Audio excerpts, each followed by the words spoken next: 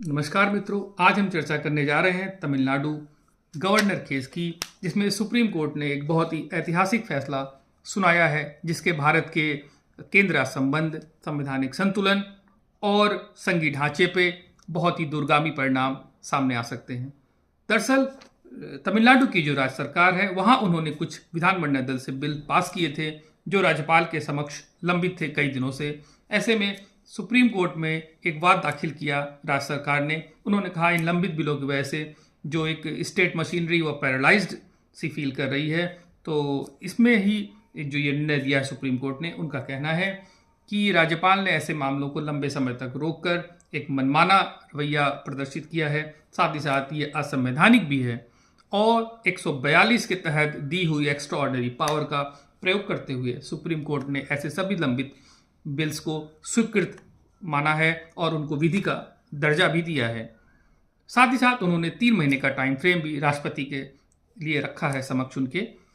और हम ये कह सकते हैं, अगर हम इसका विश्लेषण करें तो हमें लगता है कि ये बहुत ही सकारात्मक फैसला है अपनी इंटेंट में, इस लिहाज से कि ये जो अभी तक एक प्रवृत्ति थी, एक पॉकेट वीटो की हमने देखा था, कई ऐसे मामले जो लंबित समय तक पेंडिंग रहते थे, तो उससे उनमें तेजी आएगी और उम्मीद करते हैं इससे राज्यपाल और जो सरकार के बीच एक टसल थी वो भी दूर होने में सहायता मिलेगी।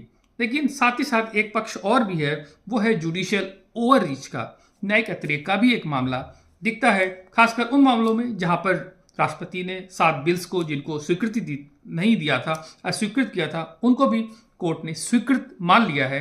तो ये एक ऐसा मामला है जो कॉन्स्टिट्यूशनल क्राइसिस का एक प्रतीत होता है। साथ ही साथ आर्टिकल 50 में एक सेपरेशन ऑफ पावर की व्यवस्था की गई है 3 विंग्स में, जुडिशरी, एग्जीक्यूटिव और लेजिस्लेचर में, कहीं ना कहीं वो भी इम्बैलेंस वहाँ पे दिखाई अभी फिलहाल तो दे रहा है। तो इन सब बातों को ध्यान में रखते हुए बेहतर होगा एक लार्जर बेंच के द्वारा एक फैसला अगर सुनाया जाएगा तो मुझे लगता है कि वो ज़्यादा सहायक होगा चीज़ों को सेटल करने में।